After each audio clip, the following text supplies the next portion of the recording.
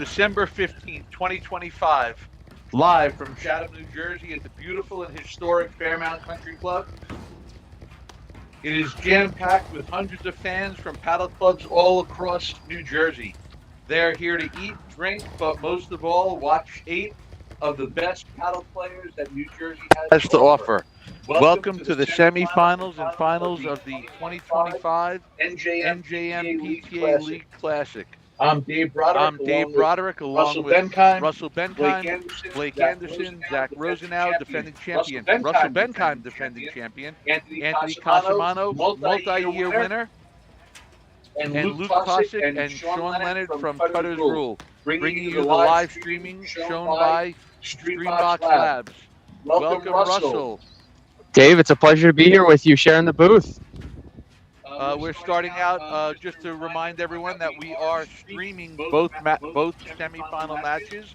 Right now, we're starting out looking at the net. You have Mr. Doya in the blue vest, and his partner to the left is Evan Zimmer. And at the baseline, you have on the right side of your screen Mike Stulak in a darker top, and you have Will Kendall in a lighter top to the left. Dave, I think we went through that whole spiel, and they just finished the second point. I think all the matches are going to be good tonight. We had a great Saturday. The other semifinal match that we'll be showing you going back and forth is our number 1 seed, Alvy Regalado and Dan Urban, taking on Drew Broderick and Pat Shallcross, the number 4 seeds in the tournament.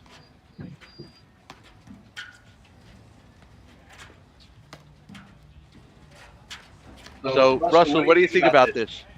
Thinking that everybody's already warmed up. It's about 20 degrees out, and they're playing like it's 60 degrees. 2 good matches. This is going to be an interesting one. Only 1 pro on the court, so that always makes it interesting. But when you got a Hall of Famer, it evens things out a little bit. I mean, we have quite the 8 players that are out there. We have a Hall of Famer. We have a future Hall of Famer. We have It's a great roller. 5 national champions. Is that right? We have a couple of national championships out there. We have a lot of league classic championships out there. Yep. So yeah, it's going to be an entertaining night. And we could have some new league classic champions too. Our 1 seeds, Alvy and Dan, I think they're looking for their first title today. So could be a historic night. Well, it could be historic for a couple of reasons. One is they could win it for the first time. Kendall Stulak could win as the only non-pro AM team. Yep.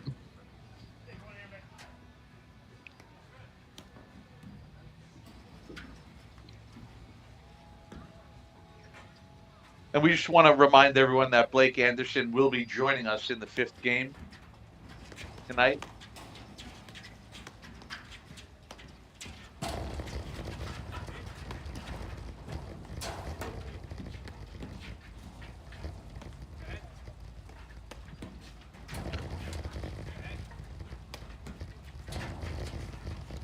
Big shout out to APTA board member Andrew Haynes, also an NJM PTA board member. Always bringing the love.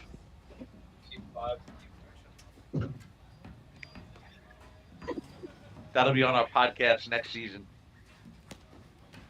Dave, it seems like you're in every single podcast nowadays. Do I see a new future for you? I do feel like I've been on a podcast tour lately. Yeah. Well, listen, I'll be honest with you. It's all about the NJM PTA League Classic. You know, we've talked about this as being the biggest tournament in the country all the time, every year. So has every single podcast that I've seen all been the same one, or has it been multiple different ones? No, we have multiple. Just for the record, a huge thank you to our president, Rob Scanone. We started out Saturday morning at 7:30 with 320 paddle players, and we're down to the final 8. Yeah, on Monday night. Rob does an amazing job. Every year, round of 16 quarters, first round, play-in. So many people out playing, watching. Always the biggest crowd for the New Jersey League Classic. When I first came to Jersey and played it, I couldn't believe how many people were out watching. Unbelievable. But what hands from Stulak? I mean, the guy should have been a surgeon. That's how good his hands are. Maybe one of the greatest drop shots of all time. Yep. How he closes a net and has such soft touch. I think we were talking about this earlier on the Cutter's Rule podcast that this is the game that Kendall and Stulak want to play. They want to slow it down. They don't. I think Mick Doya is going to want to speed up play, and I don't think Kendall and Stulak are going to want to speed up play. Now, do you think there comes a point at all where we see a switch in the back and having Mick on the ad side, or? I don't. I think Mick is confident with Evan. They played together many times. They've won. I mean, look at the shots he aims for the net, gets a let cord winner. Just like you. Listen, John Milbank once said, if you don't get let cords if you don't drive. Lobbing, you don't get let cords. But they've won this before, so, I think Mick's fine with letting Evan do his thing over there. Yep.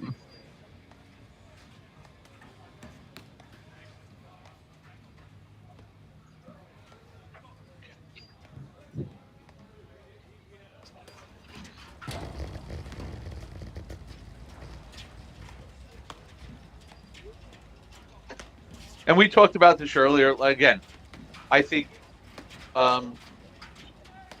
Stulak and Kendall, I think they just have to be careful at the net. I don't know how much they want to let Mick get involved.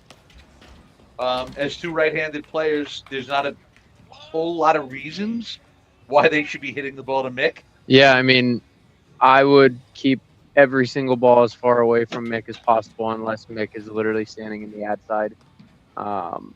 When we played Mick last year, I just told Zach never touch a ball and let everything go to Evan. Mick can be scary up there. And by the way, Evan Zimmer is an amazing player, but he is playing with the great Mick Doya. Yep. And why hit it to Mick if you don't have to? Exactly. And I'll tell you what, when we've played Evan, and I've hit every ball to Evan, and he's beaten us as well. So. No, he's amazing. He's really good. You see right here a little bit of switch. Good hands. Ooh. I had a big talk with Mick on Saturday night. He told me that his paddle game is now 80% drive, 20% lob. And look for his new patented side back drive. Wow. Side back screen drive. Off the one-handed backhand? Yep. He said if it's between the waist and knees, he's driving it. Now, a couple years ago, what was that percentage? No, Mick's percentage was way higher. He was throwing that up as a lob. All right, I feel like that was a big game for Kendall Stulak. If 3-0 early on in the first set, I could get away pretty quick, but that was a big game. Yeah, no, they needed to get on the board, settle things down a little bit. And I said this earlier today. I think Kendall Stulak are very good from the baseline. Mm-hmm. I think when they're at the net, I'm picking a Doya Zimmer. When they're at the baseline, I might be picking Kendall Stulak. Mm-hmm. Willie goes big off the forehand and the backhand. You got to watch out for his backhand. Yep. Mike Stulak, another one with a great backhand, especially off the screen. So, great match. I just want to say, Russell, a big hello to, I hope, and I think Peter and Ellen Kendall are down in Vero Beach watching Will play. Shout out to them. Hello. I had dinner with them 2 weeks ago when I was down in Vero. Great time down at the Johns Island, all the Short Hills Club members down there. So big hello to them. And you see again the explosiveness of Mick Doya off the return of serve. He just takes over the net. Yep, can take over the net in about 1 second. Blink of an eye. Great roller.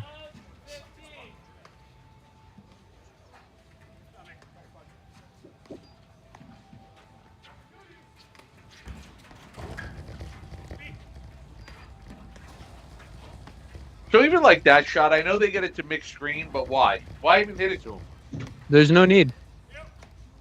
You want Mick to hit the ball after he watches 30 shots. Why keep him involved? Yeah, even here. Oh, there it is. Right. Why keep him involved?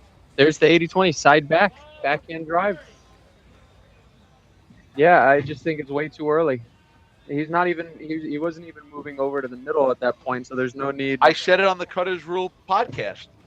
You're two right-handed players. You never need to hit it to the forehand side. Yep. It's a mistake.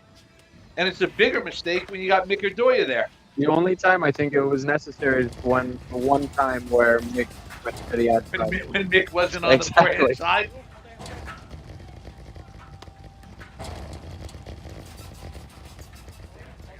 This is the play for them all day. Right. This is all they got to do right here. And by the way, Evan Zimmer can beat them. But let him. Yep. And you see the big drive where Doya comes over. Mick hits one ball and it's over. See, a lot of people ask me about people being good at paddle. What do you say? Mick or Doya is good at paddle because, like, he can do that. He can just come and take over. Like, he can take the point over. Mick is forcing all of this to happen.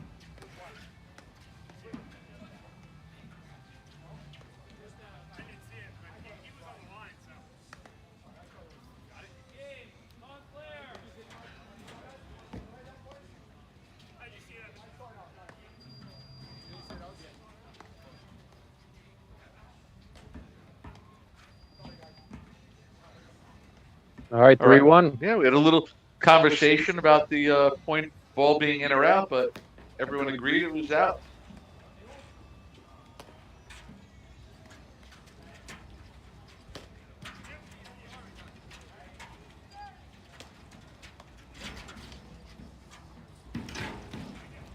Yeah, that's good spins.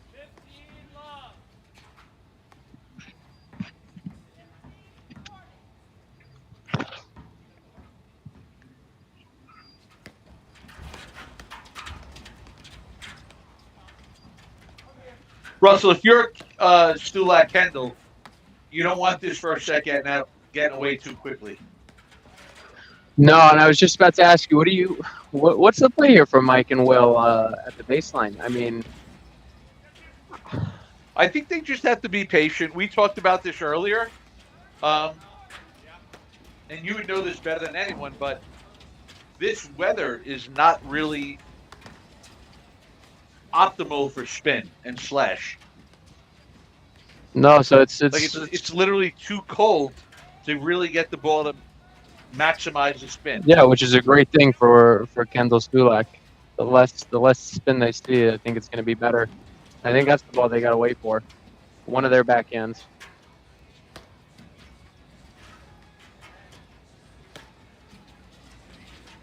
And Stulak Kendall, this is the game they want to play. This is what they want to do. This is what they want to keep the ball in play.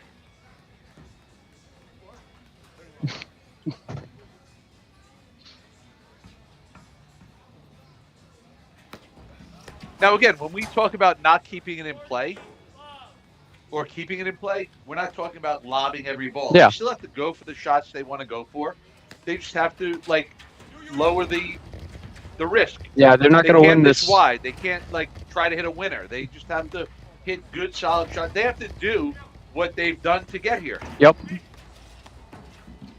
I mean, Will's got amazing drives off both sides. He's got to be hitting it, but it's got to be the right part of the ball. problem is you have a guy like Mick or Doya, a national champion, that can disrupt it a little bit. Yeah, it's a lot of pressure when you're on the other side of someone like Mick. You know, if the second you hit a ball 70%, you're in trouble.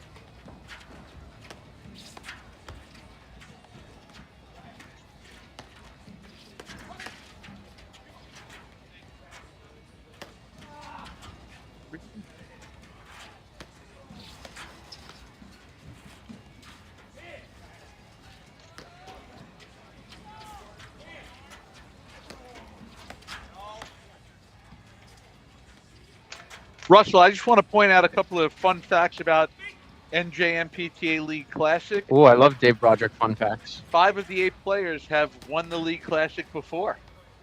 Wow. We have 3 national champions playing. Mick, Mike, and Drew. Yep. We have a Hall of Famer. Yep. Mr. Mike Stulak. We have a future Hall of Famer. Mr. Drew Broderick. And in my opinion, I think we have a future national champion in Alvy Regalado. I agree. So you couldn't ask for much better competition this is tonight. what we do in New Jersey. Yeah. We just grow them. Exactly. That's it. It's in the water. Yeah. And that's the semifinals. I mean, we had from round of 32, round of 16, so much talent in the tournament.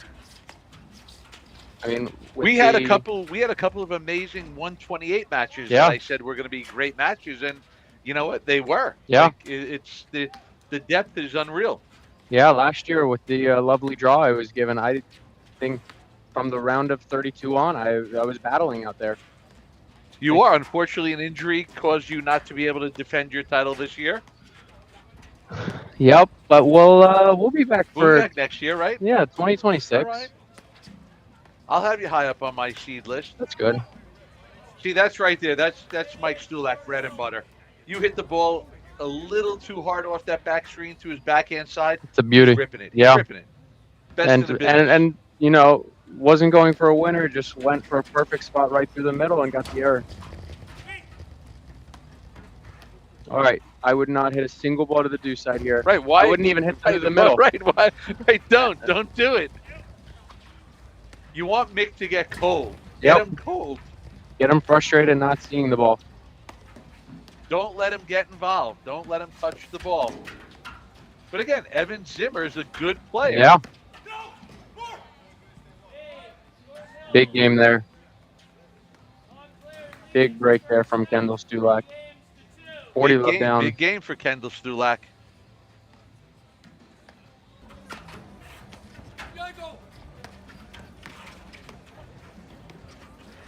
All right, welcome to the 2025 New Jersey Classic.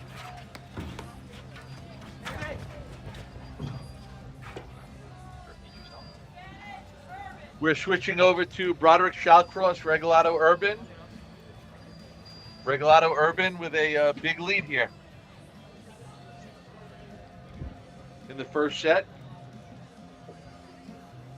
Russell Broderick Shallcross ready to have an opportunity to get on the board here. Yeah, I could see this one. You know, like every Drew match, can be a nice long battle here. Well, we know if the first set's quick, the second set's going to be way longer. Yeah.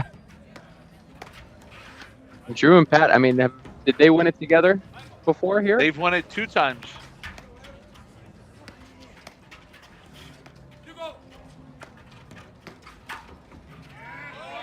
Great drive. There we go.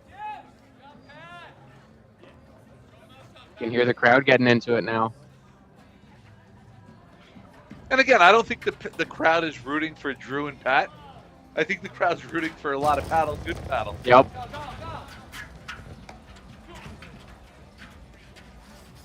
Good dig. Now I think just like the other match, I would not be hitting too many balls to the ad side here. No, there's no. With Drew as the lefty, there's no reason to hit the ball to Alvy, unless Pat just smashes his side back hard.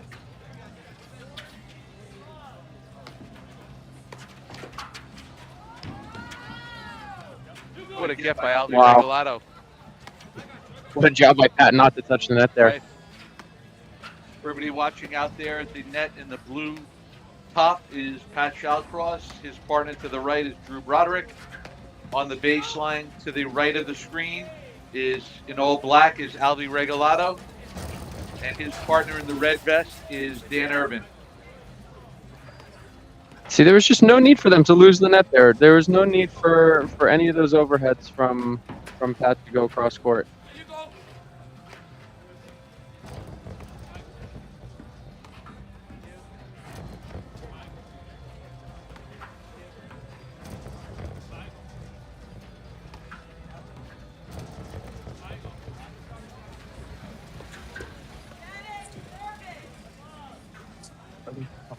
Even on that cold night like tonight, no reason to log long.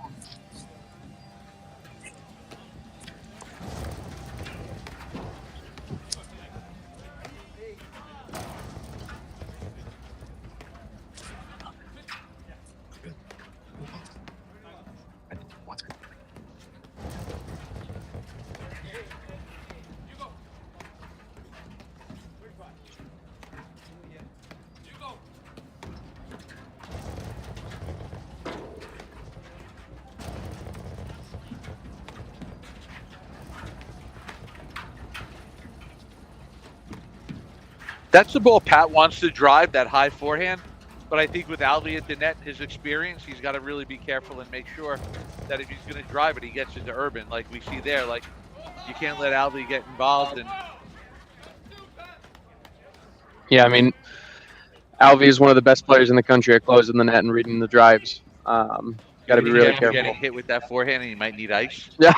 Oh wait, no, it's like 11 degrees in New Jersey. That might make it sting even more.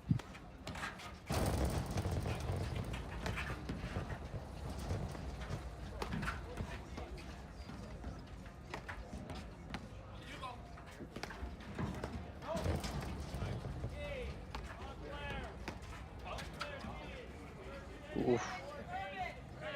And I think there he just felt the pressure of Alvey cutting it off there, but I don't also think that needed to be a drive. I think he just has to stay. And Russell, in the other semifinal, we have Doya and Zimmer up 4-2.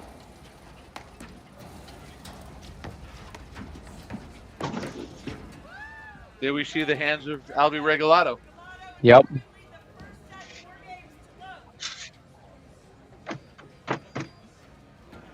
All right, ladies and gentlemen, I'm going to turn it over to our actual defending champions, both out due to injury to carry it through a little bit longer. I'm going to bring in Zach Rosen now, and he and Russell Benkind last year were the winners of the League Classic.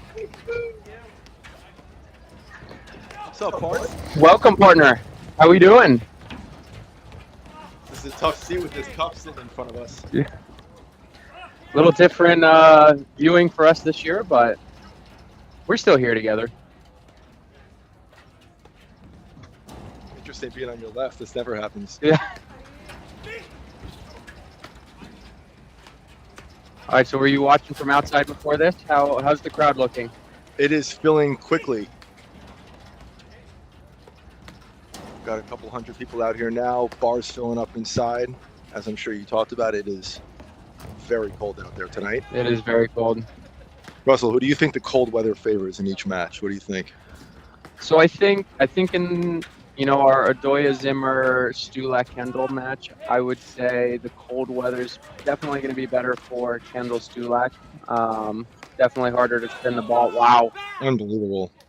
Great move. This match, neither pro hits a ton of spin. So I think, I don't think it favors either or. Maybe Drew a little bit, like to play the slower game.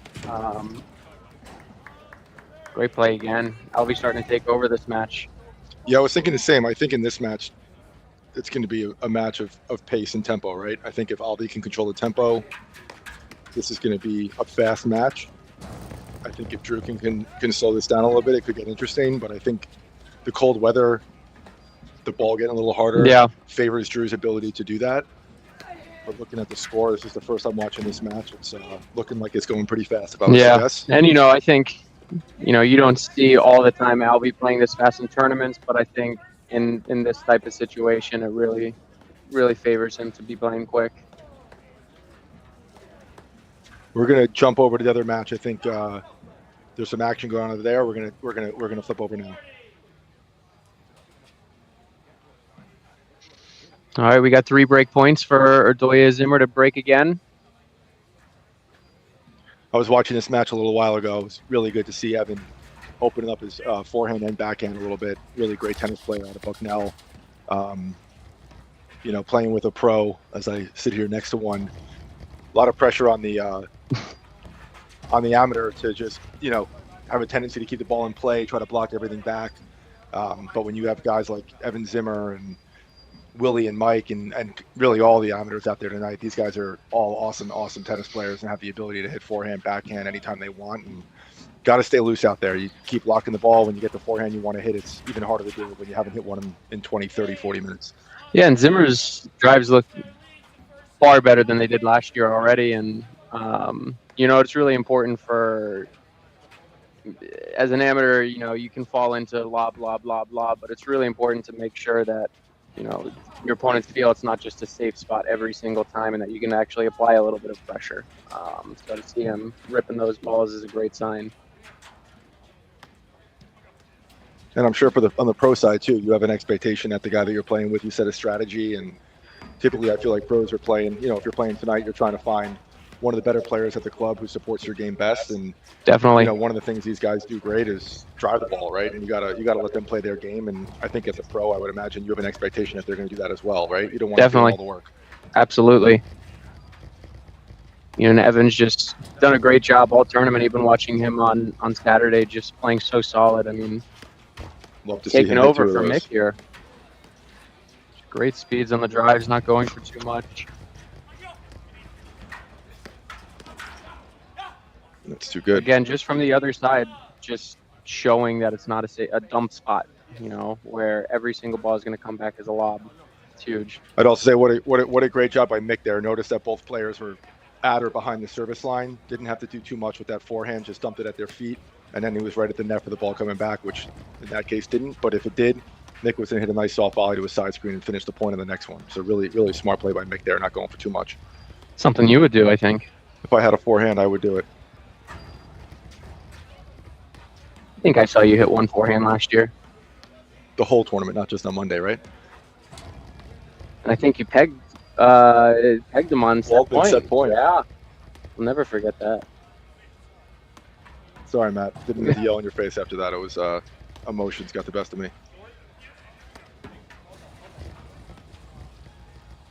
I think Willie and Mike have to do a really good job here of hitting low, deep volleys, not letting these guys get anything off the back or side screens that they have the ability to drive. Doing a much better job of that now. That was a little too high. Yeah, and I even in here when Mick's on the ad side, I would be very careful hitting anything over towards Mick.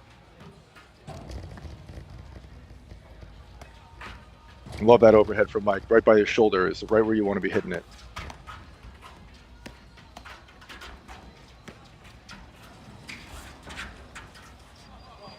Right, and I've seen, Will's got such good drives. I've seen him hit the rollers. I would much prefer seeing him roll some of these to the deuce side when Evan's on the deuce. No doubt. On that point, you saw Willie hit one ball a little bit over his head, and the next ball came back as a big forehand and totally changed the transition of the point.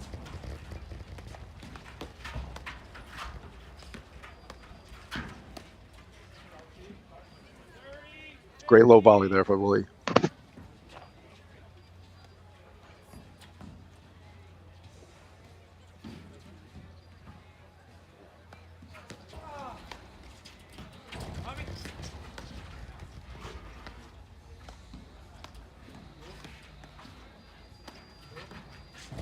Did you give your pick already for each match in the champ or not yet? Say that again? Did you give your pick for each match in the champ yet or not yet? No, not yet. I've got, my lovely bracket that I made, I've got Evan and Mick. I've got them taking out Alvy and Dan. But Alvy and Dan did beat them pretty routinely during the season. So I think it's going to be a really good match. I mean, Mick's one of the smartest players on the court, so I'm sure he'll make a lot of adjustments out there, and Evan's playing great, so it should be a great match. But we got to get through these matches first. No doubt.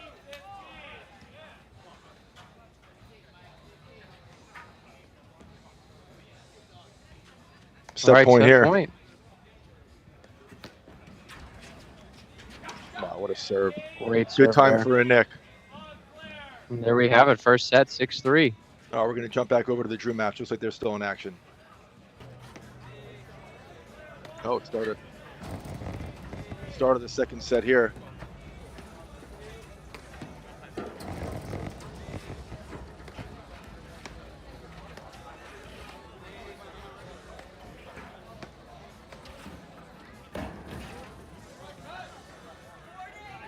Great cutoff there. Huge game here. First game of the second set. You know, you lose the first set 6-0. You get up that first game, you know you're right in it. You know? And there it is. Good serve. Serving stay back there. Very smart by Pat. Give him something new. No, something new to look at over there. A lot of blue space over there. That's a big momentum shift here. Just put the first set behind you and tap here. See Drew coaching up Pat a little bit. Drew, one of the Slow it smartest down. players on Slow the it tour. down. Slow it down. That's what Drew's telling him right now for sure. I'll be one of the fastest players on foot and also in gameplay. He will be serving 3 seconds after the next point is over. It's quite intimidating to be on the other side of the court when he's ready to go.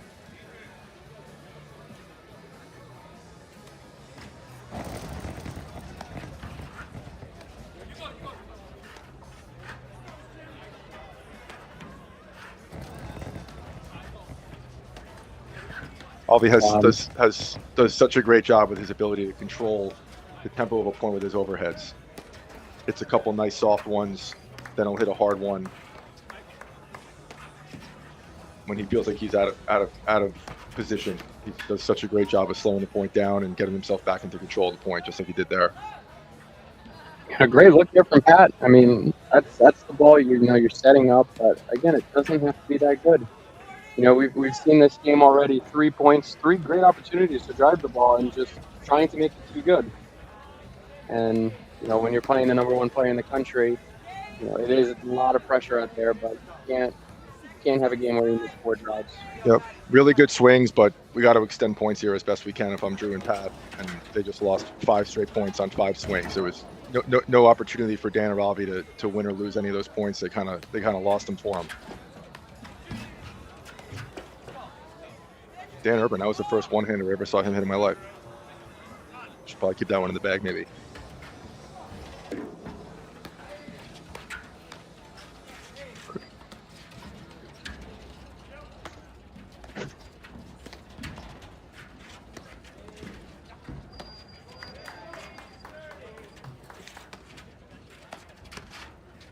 It's a great drive, Great and drive by Dan, Dan. you know, Dan might have one of the best drives for a non-pro that is out there right now. His backhand is sweet. Another outstanding tennis player. Getting to know paddle better and better every year.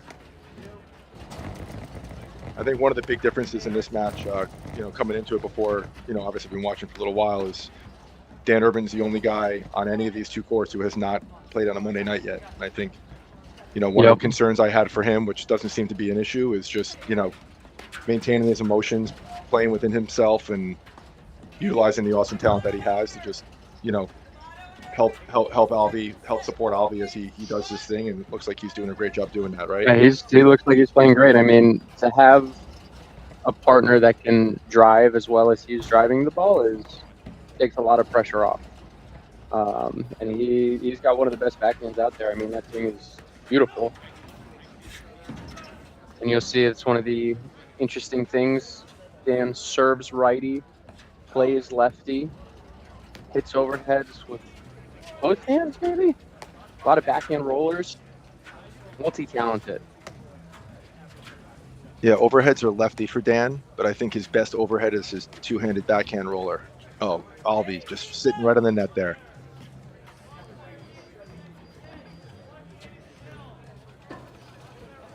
As you guys are watching at home, really pay attention to where these guys are standing when they're hitting their volleys. Very still on top of the net. Really hard to hit a ball into the net when you're standing right on top of it, right? Alvi just stuck his paddle out, loose grip, and hit a nice, beautiful dropper right there, just because he was in the right, perfect position to do so.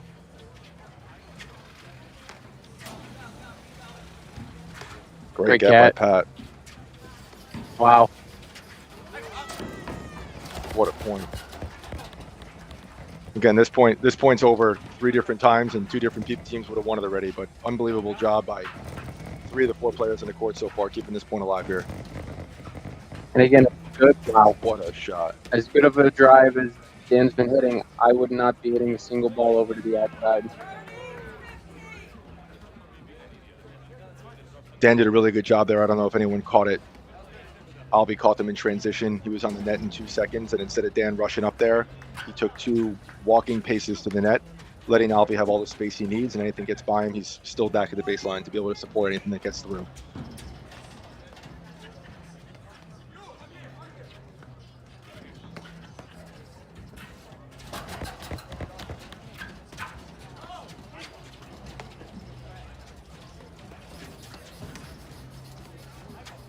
That's there. Great job by Alvey there, slowing it down, right? Hit an overhead from back past the service line. Took his time pushing that back that way and getting right back in the net for the next one.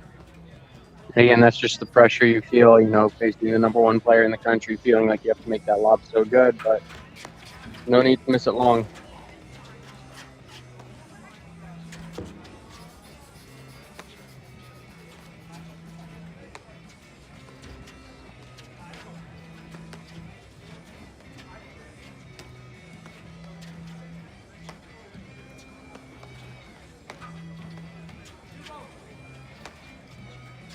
Great overhead there from Dan.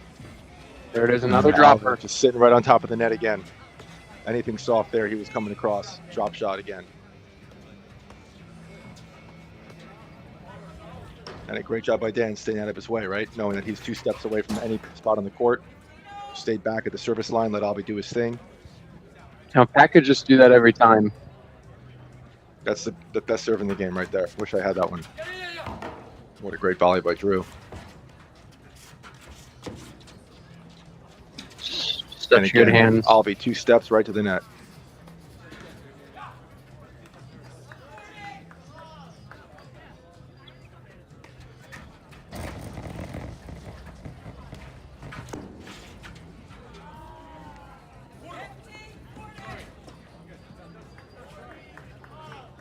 So Drew hitting a lot of cutters on Saturday, and I think I've seen 1 or 2 of them in this match. Good to see that he's starting to hit in this, I think he has to in this type of tournament.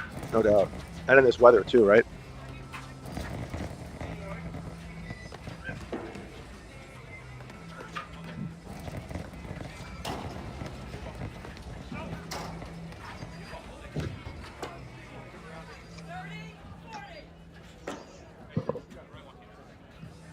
Be a big comeback here for Pat.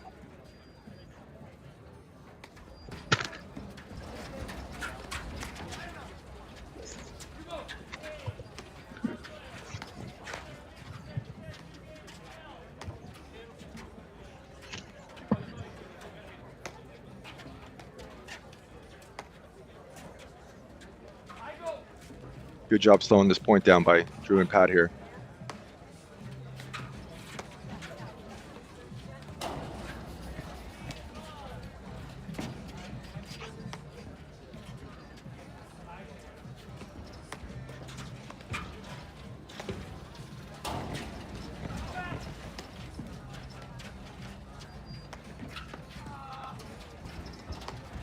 Good lob.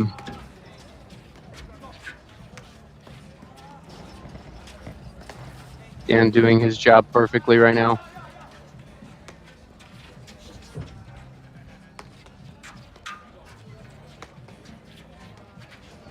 I spoke to Dan this afternoon about the match and told him, he said, what do you think? I said, you should follow the 5 Ds of paddle with a pro.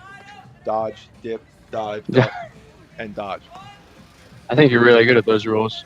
Speaking of dodge, dip, dive, ducking, and dodging, I think we're going to bring in one of the only men who has never in his life been tagged by anyone. Well, that's not entirely true anymore. I will say. Well, hang on, let me just get out of Russell's way while he hops away. All right. So, yes, I have not been tagged by now 36 pros. Anton Tsitsenko is the latest one to fall victim. However, at my club, Upper Ridgewood, I have to say it ain't so. it is so. Jared Malbin, he got me. Oh, wow. I need his autograph. I will say, though, he went to hit a ball. He was probably 2 feet away from the net. I jumped in front of him to block it, and he got me. But it was a clean hit. As Russell walks out of the pro shop, I could tell a funny story. In the second round of last year's League Classic, we had the pleasure of playing Ara, and he made a bold claim at the beginning of the match of what I just mentioned, that he's never been hit before in a paddle match. And Russell and I spent the first 3 games of the match exclusively trying to hit him in the chest. Impossible.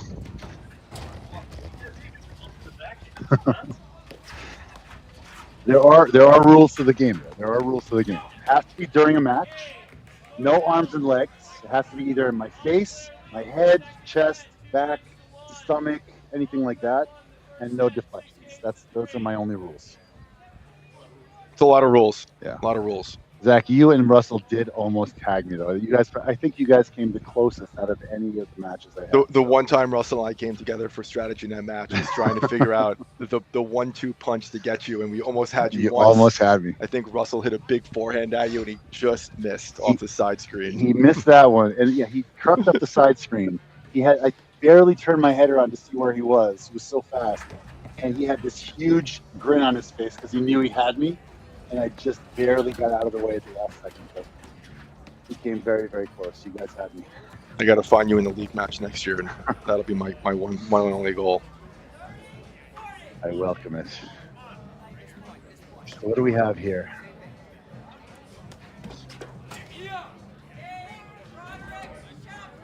All right. Drew Big took game one for Drew here. there. Big one. Got to get a hold here. Got to protect that break. Yep. Got Drew serving here. Oh. Dan's been doing a really good job taking care of that. All serve. right. Great volley by Pat there, right back at him. What do you think here? I'll be ripping this or lobbing this? I don't know. I mean, I got to ask you. You've won this tournament before.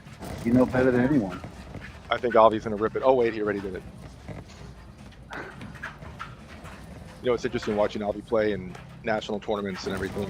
It's interesting for the amateurs watching and even the pros where you don't have to hit a big drive to win a point, right? You can go 20, 50, 100, 200 shot point without hitting one drive and can still come away with a 1 point. He's Alvy just does a lot of returning of lobs and just getting himself set up and winning it from the back if needed. I think that's a great point, right? Like, so many people are trying to look for that winner. Like, how do I hit this next winner? And when Alvy plays, a lot of times it's like he's just trying to make sure the opponent is not hitting a winner, and you just can't hurt him at all. And it looks like a longer, slower match, but it's very calculated, very smart, and he just waits for a mistake and then just capitalizes. Great job by Pat there. Pat right on the net, little drop shot from over his shoulder. That's nice soft hands there from Pat.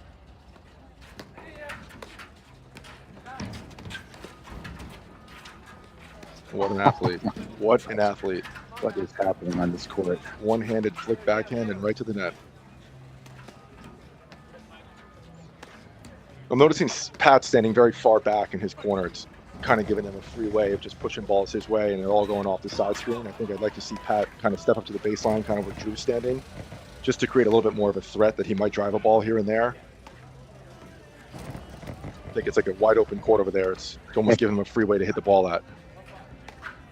And especially what we were just saying with Alvy playing defensive, if Pat's not going to give any offense, he's just going to have to hit 200 balls before anything happens, and that's kind of what we're seeing. And Dan's just sitting right on the net, doing exactly what he's supposed to be doing, waiting for a ball coming his way, set up a more of an offensive overhead, and then there you go. There it is. Get one That's what from they're Pat. waiting for. Yep. So again, if Pat's standing on the baseline for that ball, he's going to feel a little bit more comfortable stepping into that ball. He's a lot closer to the net. Opponents are closer to him, and he has a little bit more of an angle of where he can hit the ball. But because he was standing so far back, it just didn't give him an opportunity to set himself up for anything. Pat's drop shot's looking great tonight. A great semifinals too. I mean, Sure he was did. really, really into it. It Great wasn't. match It with wasn't Lucas. all Drew. I mean, Pat really did a great job. Me and Russell were talking before that, you know, the pros obviously are going to win the match, and the amateurs can very easily lose it, and likely will be their fault if it does. But Yep. a lot of pressure falls on the amateur in these matches to make sure that they play the game that they're being told to play.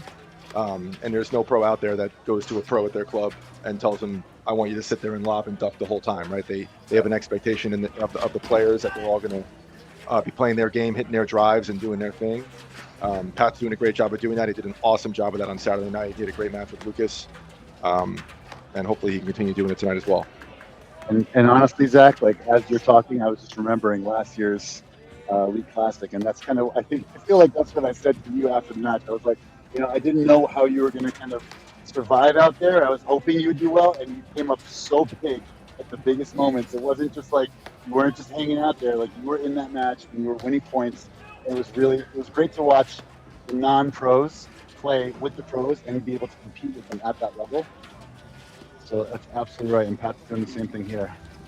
Dan's doing a great job too. Oh, almost great dig by Avi there. Really great overhead there. Yeah, I mean, in these matches, and thank you for the compliment. I think Yeah, sure. I think going into last year with Russell, it was like we had a pretty firm strategy that I was going to control the net and take as many volleys as I can, and Russell's going to take the overheads. He has an unbelievable cut overhead, and I just tried to stay as close to that net as possible and do whatever I could to fend off some drives that I'm watching these matches now, and very glad I'm not out there seeing that from Mick or Alvi again and sitting here in this night one booth, because those puppies are coming at you pretty quick. You didn't use the hit arrow strategy in all your matches? I tried once and it didn't work. I hit a flyer, so I moved back to the drop shot. It worked better.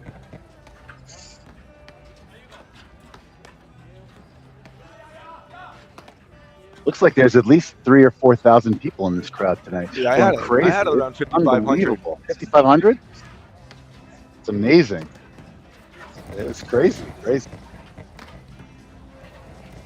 What's blitz paddle I'm hearing about? Blitz paddle. You didn't see it on Instagram? Yeah, I missed the socials on that. What's going on with blitz paddle? It was a very different kind of model where we had different rules. Is this, it was like, you're talking in the past tense? Is this already canceled, or is no? this It's just we had a big event. We had a lot of pros. Drew played, Nick played, Macy played. I mean, it was awesome. See, there's Dan taking a volley from a little bit too back there. He's got to be closer to the net. Dan's got to be on the net on those. If Alvi's controlling all the overheads, Dan's got to be standing right on that net to hit that volley. Got a little lazy there on the service line in this one. Yeah, with blitz, there was actually 2-pointers. There was even 3-pointers. If you hit cutter winners, if you hit points, if you hit the other player, we were even allowing volleying the serve. Love that. Volleying the serve, Yeah, like a saber on steroids. Macy at one point laid down on the ground and just put her paddle on the other side, tried to volley the serve so they were coming in. It was wild. Big point here. It looks like it's out. Kendall Stulak. Oh, back to deuce. That's a big point there. Well, he's got to watch his mouth out there. Yeah, sorry about that for all the children out there. Indiana Hoosier over here. He's got a Big Ten mouth right there. Mikey driving that one for sure. Great drive by Mike.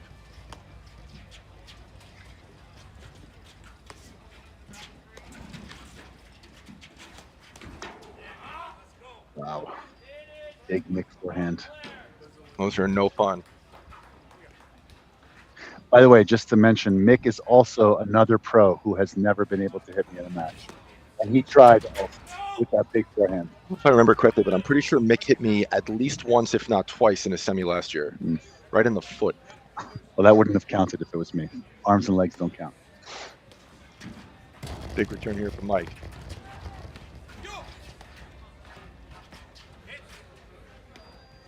Mick, another great example of a pro who just really controls tempo of the match, right? See these nice soft overheads, punching them all over to Mike. He gets one a little shorter, he'll start hitting rollers over to Willie's side. There you go.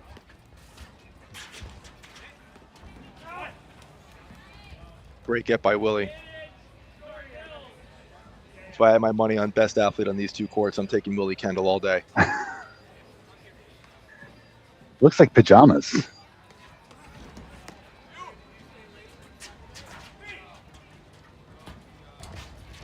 Oh, Ari, you definitely would have called that out. I would have called it out. Even if it was in.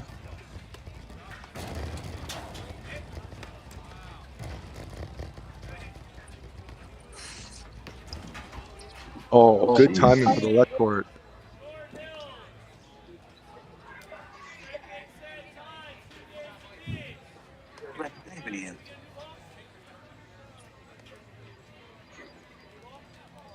All right, we're bringing back in the diamond, the one and only diamond, Dave Broderick.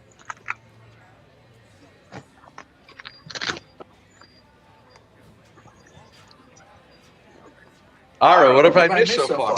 What have you missed? It has been amazing, Dave. It has been amazing. We've seen it all.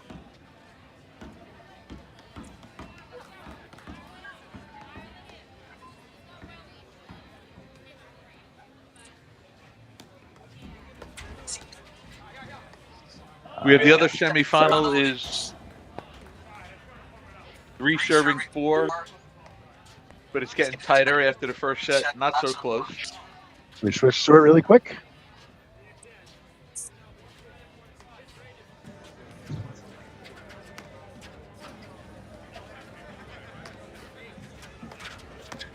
All right, so here we're watching Broderick and Shawcross and Urban Regalado. It's a huge game here. Drew really needs this one if he's going to stay in this one. After you lose the first set 6-love, they're all big. Yep.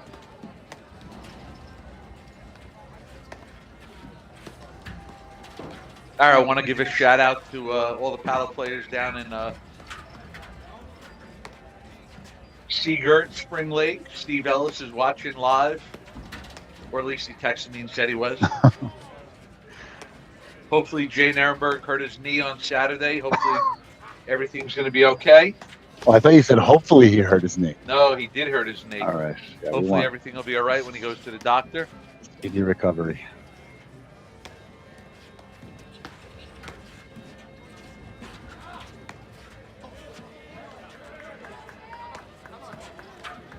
For those of you that don't know and might be a little confused watching this, Dan Urban, Albie's partner, is ambidextrous, and he hits some balls with his right hand. He hits with his left hand. He hits serve. It's very confusing if you've never played against him, and it takes at least a set to figure it all out. Listen, there's like 7 paddle players in Dan Urban. He makes up the 8.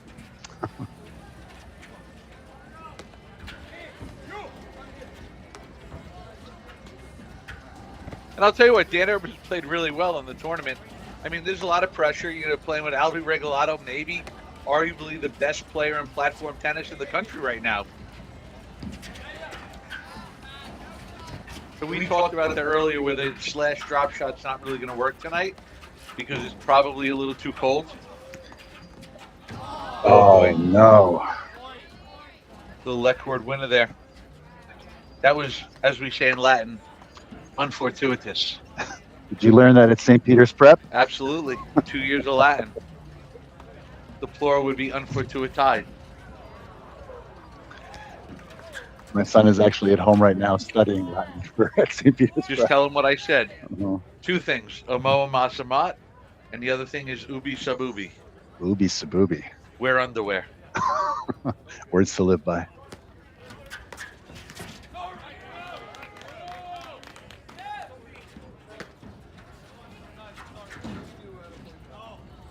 We are at deuce here.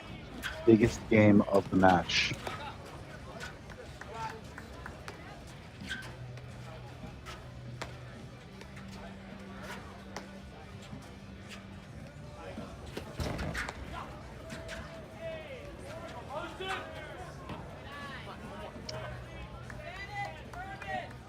They cannot afford those at all.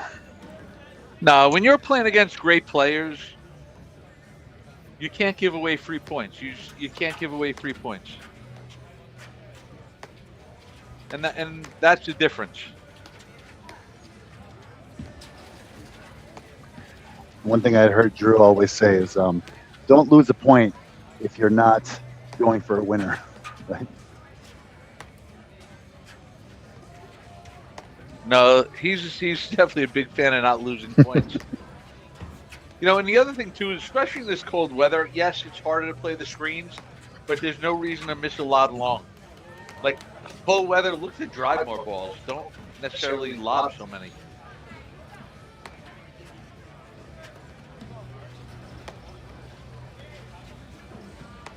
Now I think Pat and Drew played Albie early on in the season under different conditions. It was a little bit warmer. The ball spun a little bit more.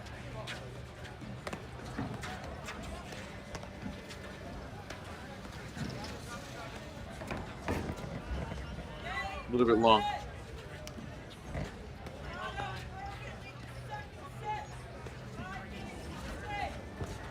Ara, I said this earlier, but most people are not going to know that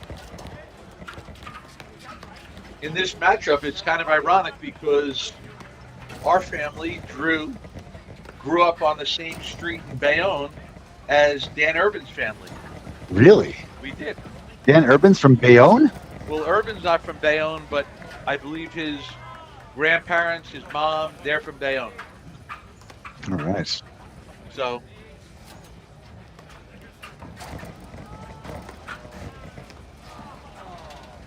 we have that connection.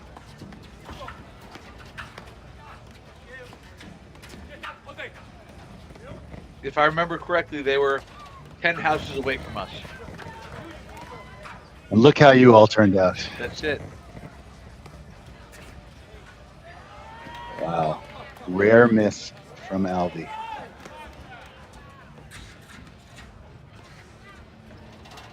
I mean, 5-3, we obviously got to get Drew and Pat extending this match, which it's a little bit quicker than I thought it would be. Not really sure why, but, you definitely think they want to play a more slower, methodical game.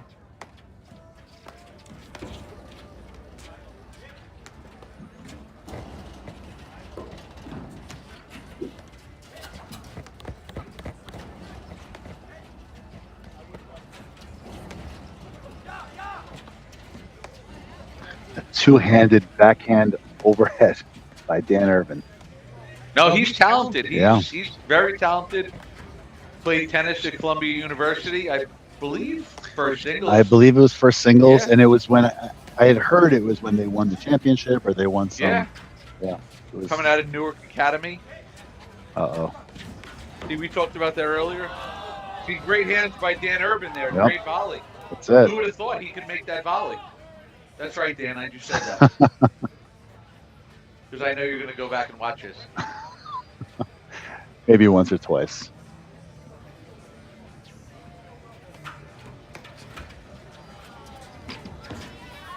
That's a really good, well-placed volley return. And I can't help but think if I just won a couple of more matches in this tournament, I would be out here playing right now. Absolutely. Just a And few let more me tell you matches. something I can tell you from experience. There's nothing like playing in the League Classic on Monday night. Well, I've watched Monday night. It's a little bit chilly tonight, but there's nothing like it.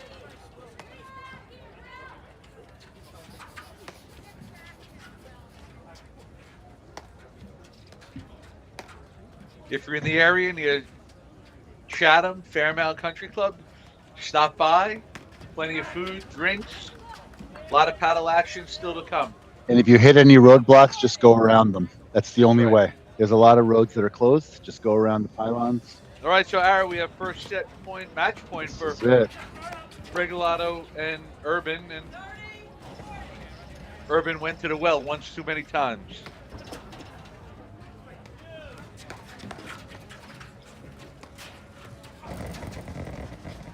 Good overhead there by Pat Shallcross.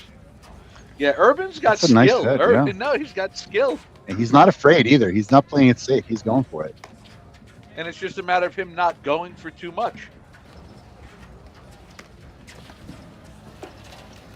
And there it is. We have our first finalist. All right, Ira, we're going to switch over to the other semifinal match, and we're going to bring in the guys from Cutter's Rule, Sean Leonard and Luke Tosick, and they're going to take us out from here. All right. See you later, everyone. We'll see everyone in the finals a little bit later.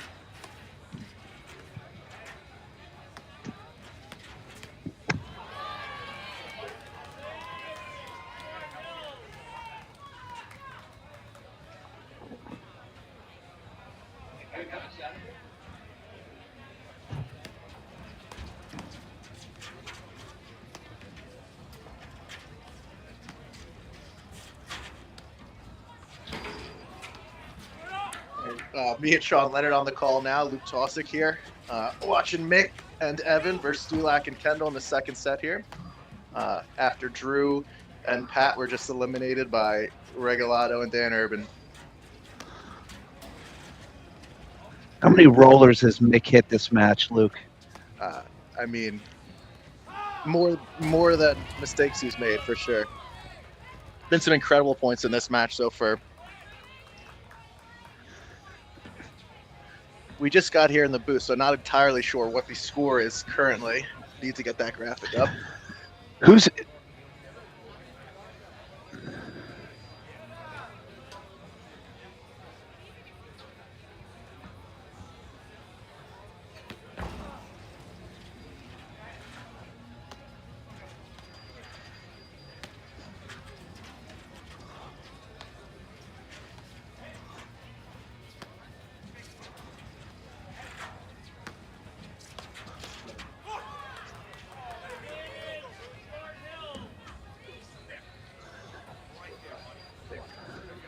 By the way, super impressed with Kendall's ability to drive off the deck on mixed rollers. Yeah, Will's two-handed backhand's been dominating. And now we have the Cryon back up here, so Mick and Evan are serving here at deuce 3-2 in the second. I got to tell you, Kendall's two-hand backhand is amazing. I might say that Brian Faig's two-handed backhand is better. Took you down with it this weekend. But look at right on cue. There's Will. I was on the other side of the court. I got to see that flat and with a ton of pace. I'd say just from watching in person here, Will's athleticism has been super impressive. He's fiery out there, but the way that, as you said, he can drive the rollers off the ground. He's made some incredible gets on mixed drop shots, and has just been flying all over the court. Fun to watch.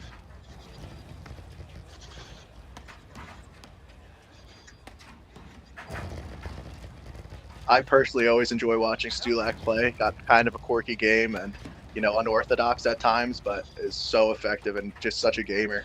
And watching Kendall and Stulak right now, they're it's an interesting duo, right? Every other team here tonight has a designated A and designated B player, but these guys are kind of a little bit more even and both can take the lead at times. So interesting to watch that dynamic versus a team with defined roles like Mick and Evan, or like Drew and Pat.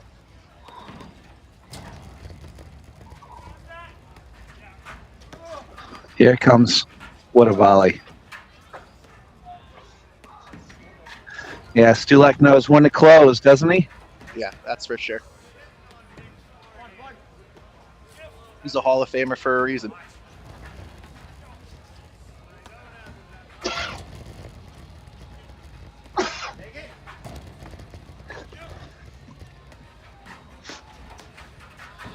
Oh, what volley. What an incredible point there. You know what, though? Where were they? They were tight in the middle. Yeah, exactly right. And interestingly, right now in the APTA Tour matches, there's no ad scoring, so a little bit of a different factor here with the full ad scoring and playing out the deuces. There's Kendall's two-hander we were talking about.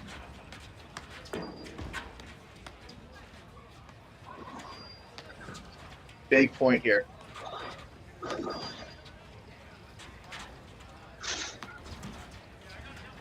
This would be a huge break for Will and Mike to get. Could change the complexion of the match. Wow.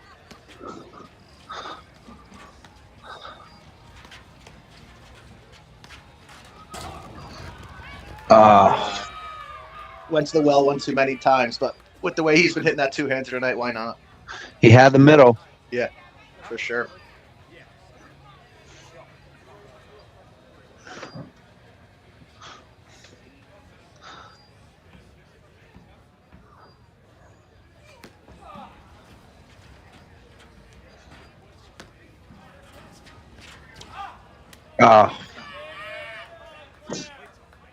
Uncharacteristic for Mike there, but had the opportunity presented itself. I don't hate that swing at all. This would be a demoralizing for Stulak and Kendall to lose this game after having a break point and a chance to get themselves right back in the match. There's that one. Oh, wow. Diamond Dave Broderick called it out on He did call it. Pre-show that Mick's been working on that one-hander off the screen, and he's hit it a few times. Looks fantastic. That's a huge hold for Mick and Evan. One step closer to punching their tickets to the final here, and Mike and Will need to make something happen soon. Here's a question for you, Luke. Do you think that's harder to read, his backhand versus his forehand? Yes, I think especially with how he shielded it there and kind of held off until the end, and just he's not facing the court as much. He does such a good job of off the screen, getting his feet in the right place and facing the court and not being closed off, and so. Impossible to kind of know where he's going to put that backhand, and that's how he got it past Will on that service hold he just had.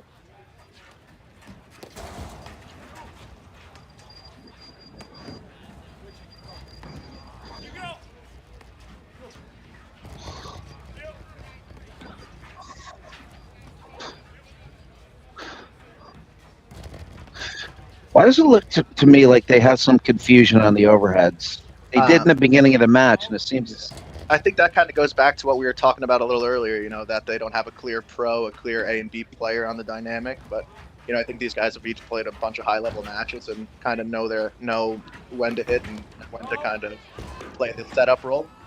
Oh, he got him. What a play.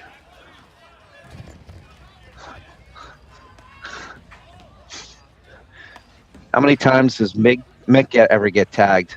Probably not often. Less than Aura from the Real Paddle Boys, I might say. Even though Aura would probably disagree with that.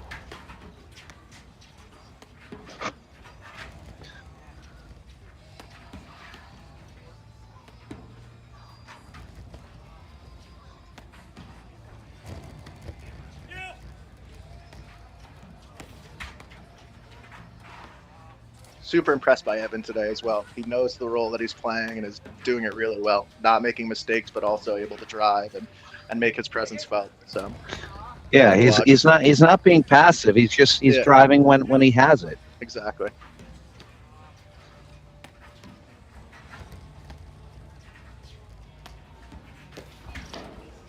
What a swing! What a volley! Wow. Unbelievable hands from Will Kendall.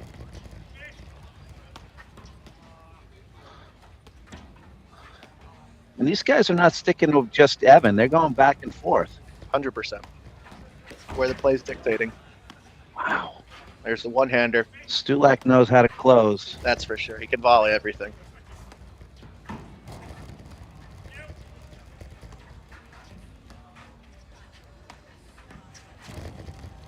Good decision from Evan to lob there. Nice deep lob.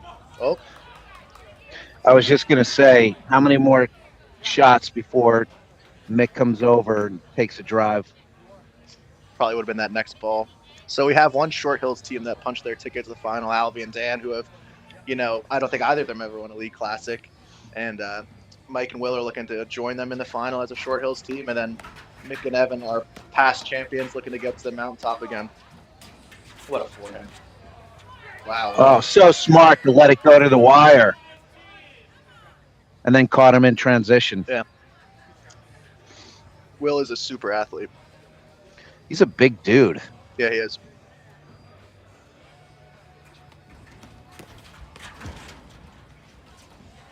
Try to play pickle. Try to play a little pickle there. And it's December in Jersey, outdoors. This would be a big hold here for Will and Mike.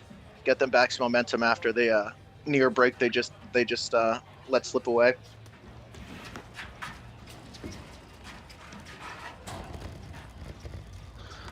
You seem to be letting it go through more than they did in the first set on mixed drives.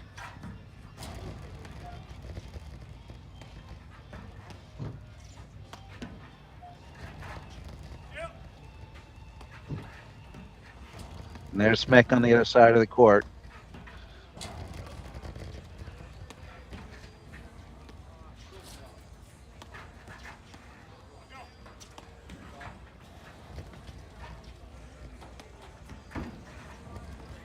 Mike and Will both do a great job of mixing up the pace on these overheads, right? They don't want to let Mick or even Evan, for that matter, get a hard ball off the side or middle screen like that in particular, where Mick can drive, and then he'll move in, and that's how you lose a point. 100%. They're definitely neutralizing Mick with their overheads. Oh wait, no, they won that point. Excuse me. Yeah, that was This out. ball landed out. Yeah.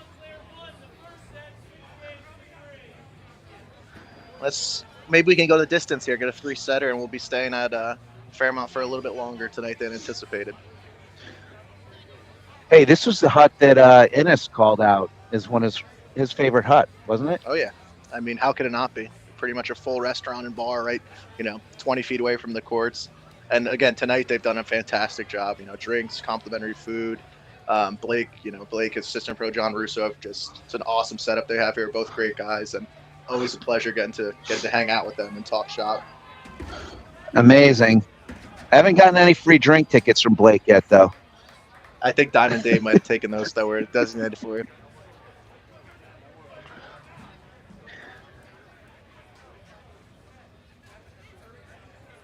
Really important to play from ahead in these matches. So, first two returns here will be crucial for Mike and Will to try to get that momentum and, the belief that they can win this match and win this set. Wow, what a get. Don't want to get into a hole.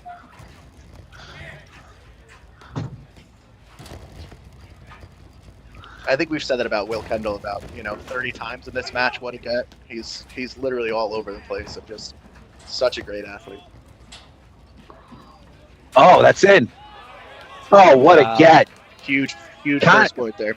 Kind of had him on the wrong side of the court. Great lob by Stulak. Yep. Was it Stulak or Kendall that lobbed that? That was Mike. Thought so. One return from Will here, and we've got ourselves a match. Let's see it. It's the old adage, just get to the third set, right? Exactly right. That's why we play the game.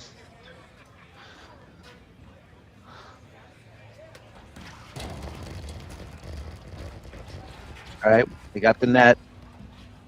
Let's see if they can. Uh-oh. Wow. Wow, triple break point here to level up the second set.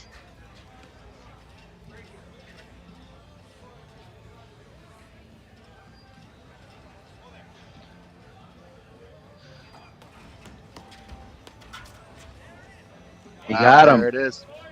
Love this from Will and Mike. After the 4-2 or the 3-2 game where they had a break point and didn't convert, a lot of teams would kind of pack it in, and they've won 2 straight games after it and have Mick and Evan on the ropes. So credit to them for staying in it, staying mentally tough. You think we're going to see Mick get a little more active here? Kendall and Sulek won 8 of the last 9 points. Thanks to our graphics team here for pulling that up. I think what they're doing these past few games, they should stick with because it is working. I think they're getting under the Mick and Evan skin a little bit here. Playing so solid, won't make a mistake.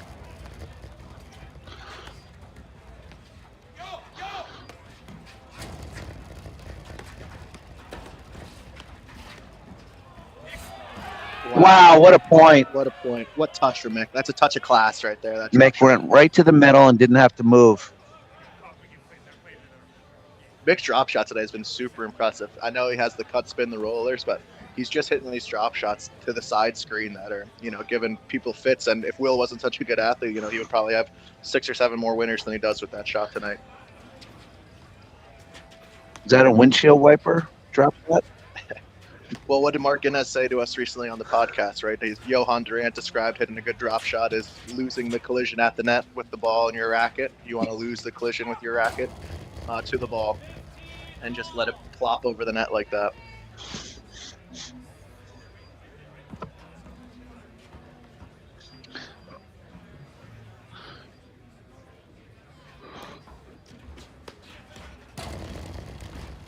Yeah, he's not even trying to volley that. Why would you? I mean, it's coming back to the service line, and it's coming in with so much heat that hard to control that volley, keep it down. And there's a reason that they're up 30-15 and are on the streak they're on. Oh, It's a great swing from Zimmer caught Stulak. Rarely you can catch Stulak like that on a volley, and that's huge by Evan. Had a big time in the match, down 30-15. Mick uncharacteristic there. This would be a huge hold.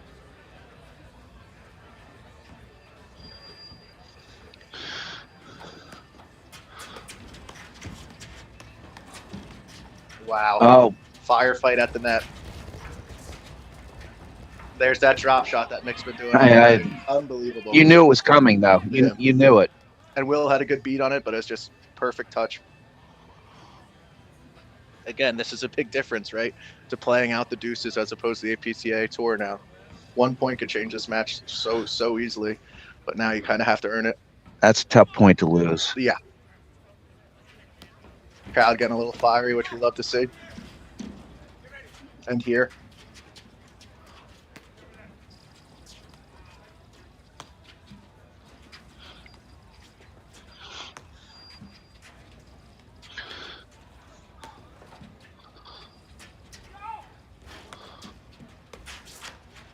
Great swing from Evan there. What a volley. Oh my God, 2 in a row. Wow. Oh, he caught him. Jeez. He just couldn't recover after the first volley there. Mick hit that with so much power, it backed him 3 feet off the net. And here's a huge break point.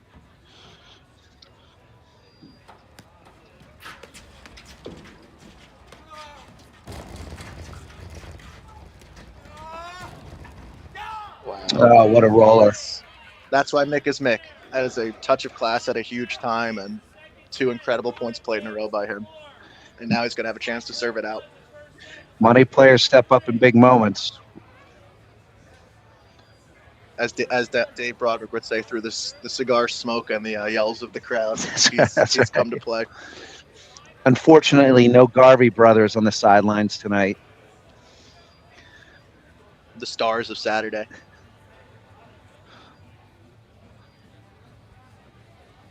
Great turnout tonight too. It's really crowd's really filled in at this point, and I think this final is going to be one to remember. 100%.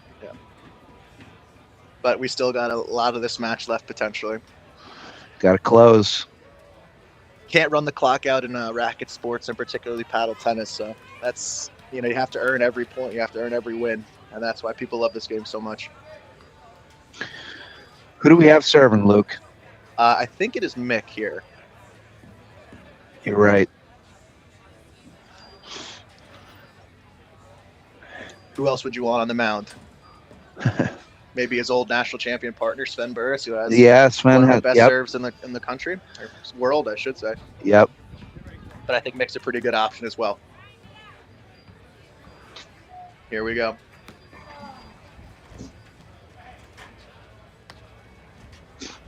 You think Mick's going to slow it down a little here? I have a feeling that Mick will be taking the majority of overheads in this final game, or hopefully final game for him. Evan just Great waterfall by Evan. uncharacteristic outball there from Stulak. Yeah, a little impatient. I don't think he can blame the cigars and the bourbon on that one. No. He's been here.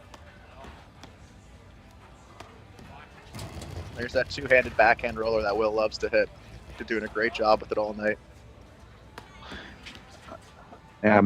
Mick is slowing it down here. For sure. He knows the importance of this game.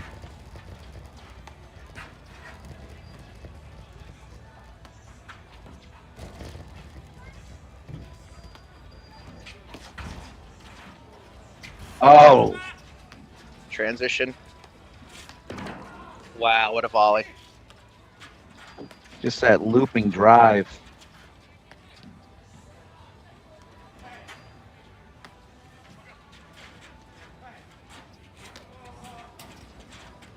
Mick's had the roller working all night long. I mean, now that they got the net and the 15-love lead, why speed it up?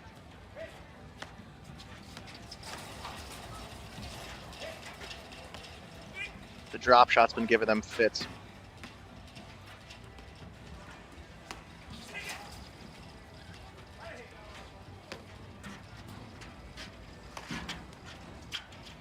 Wow, great hands from Stulak there. Oh, he jumped it. He had it. Will hasn't missed many of those. He's done a great job closing with that two-hander. But here we are. Mick and Evan are 2 points away from punching their ticket to the finals. That was a mistake by Zimmer, though. Yes. Will's ate up those balls all night. Just got to make that ball.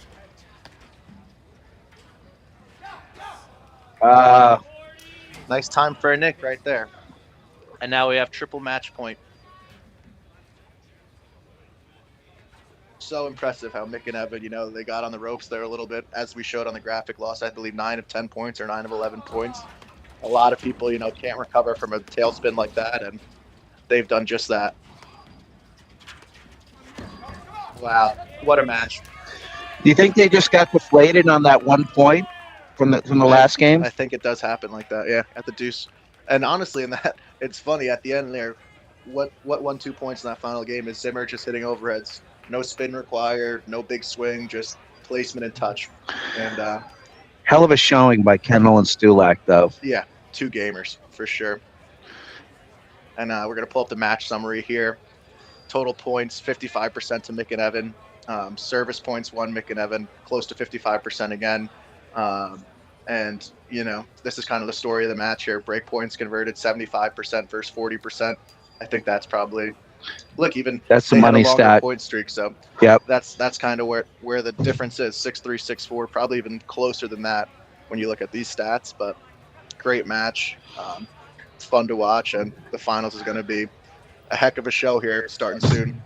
Great run by the only non-pro team in the Final Four. Yeah, seriously, nothing to be sad about after that. Really impressive. So we'll probably be starting the final here shortly. Stay tuned for the stream to come back on.